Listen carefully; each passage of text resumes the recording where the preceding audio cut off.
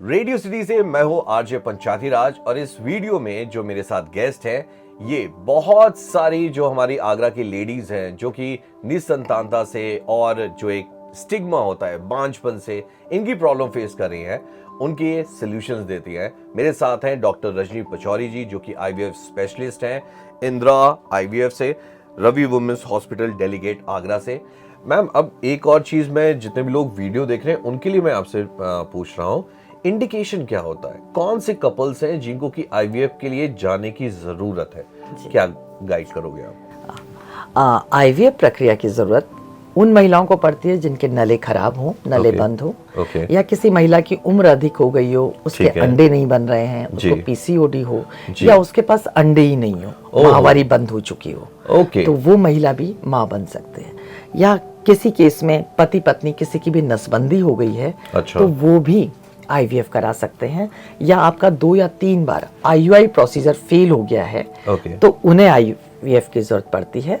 या कुछ केसेस में जब पति के शुक्राणु बिल्कुल निल हो, या बहुत कम 2-3 मिलियन हो, तो उन केसेस में भी आप अपने शुक्राणु से पिता बन सकते हैं। मैम यहाँ पे आपने एक बात बोली जिसके बारे में मैं पूछना चाहूंगा, नले बंद होना जी, ये क्या होता है?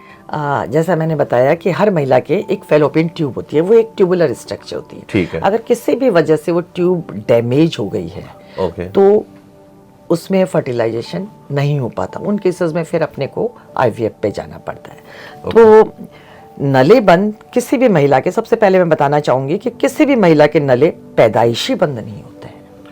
नले हमेशा बंद होते हैं किसी भी इन्फेक्शन की वजह से, चाहे वो इन्फेक्शन किसी टीबी की वजह से हुआ हो, चाहे वो इन्फेक्शन किसी आपके अबॉर्शन की वजह से हुआ हो, या कोई डिलीवरी की वजह से हुआ, या कोई बहुत ज्यादा सफेद पानी, या किसी भी वजह से हुआ हो। तो नले बंद जब किसी महिला के होते हैं तो उन केसेस में हमको कुछ एंटीबायोटिक देते हैं इन्फेक्शन को कंट्रोल करने के लिए, या उसको फिर हम दूरबीन से खोलने की कोशिश करते हैं।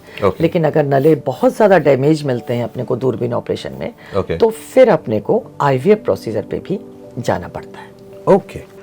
मैम अब ये बताइए, जिस चीज के बारे में सारे इंडियंस सोचते हैं, क्या आईवीएफ बहुत खर्चीला है, इसमें बहुत पैसे लगते हैं? जी, ये बहुत आम सवाल है जी। लोगों के दिमाग में बहुत टेंशन होता है।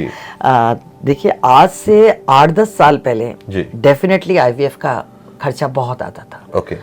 क्योंकि तब क्या है कि कम से कम 4-5 लोगों का लाख का खर्चा हो जाता था, और सिर्फ सुपर रिच अमीर लोग ही इसको कराने की सोच सकते थे।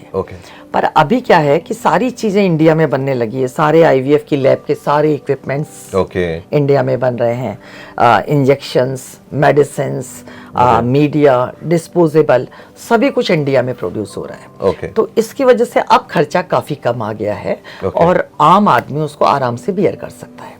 दूसरी बात खर्चे में क्या है कि ईएमआई की फैसिलिटी, जैसे हमारे इंदिरा आईवीएफ आगरा पे ईएमआई की फैसिलिटी भी अवेलेबल है। उसमें आपको बैंक फाइनेंस हो जाता है 0% ब्याज पे, तो आप आराम से किस्तों में भी आप पेमेंट कर सकते हैं। और मेन जो खर्चा कम हुआ है आईवीएफ का, उसकी वजह है फ्रीजिंग टेक्नोलॉजी। फ्रीजिंग टेक्नोलॉजी में हम क्या करते हैं कि हमने पत्नी को इंजेक्शंस लगाए, उसके अंडे लिए, पति का स्पर्म लिया, बच्चा बनाया।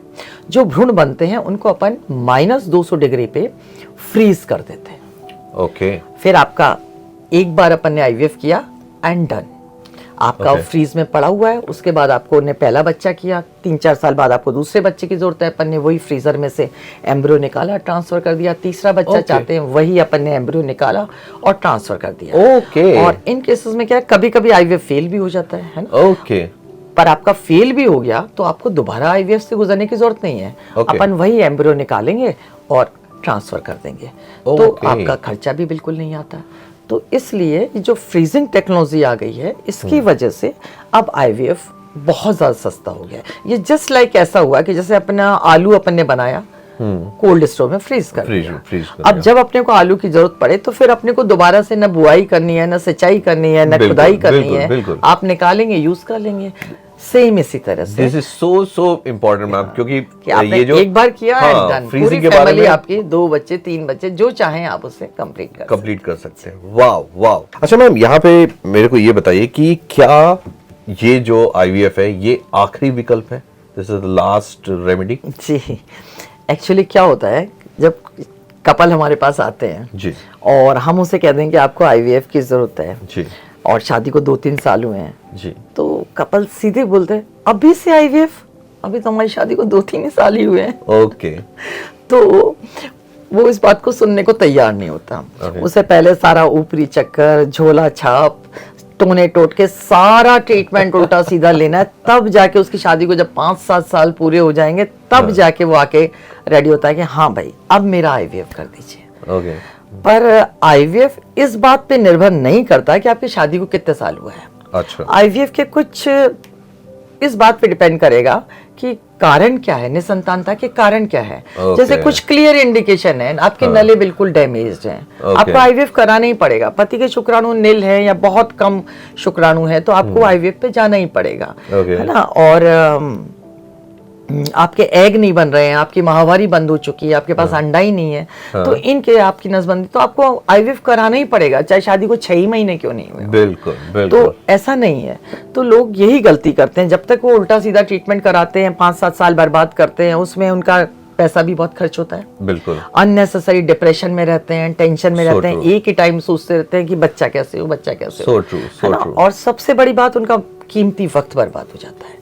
जैसा अपन अभी डिस्कस कर चुके हैं कि महिलाओं की फर्टिलिटी 35-36 के बाद कम होने लगती है, और जब आप लेट सवेर हमारे पास आते हैं तो तब तक उनके अंडे काफी कम हो चुके होते हैं, तो फिर उनकी सक्सेस रेट पे भी फर्क पड़ता है, उन पे दूसरे टेक्निक्स पे उनको डोनेशन है, एग डोनेशन और बहुत कुछ करवाना पड़ता है। इसलिए इसको आखिरी विकल्प न लें, अगर आपको जरूरत है तो आप उसे टाइम रहते कराएं। ये वीडियो आप जहां कहीं भी देख रहे हैं, इसको आप यहाँ पे लाइक करिए ना करिए, कमेंट करिए ना करिए, इसको डाउनलोड करिए, अपने फ्रेंड्स, फैमिली और जो भी आपके दोस्त यार हैं जो कि इस एज ग्रुप में हैं उनके साथ शेयर जरूर करिए, और stay tune to Radio city.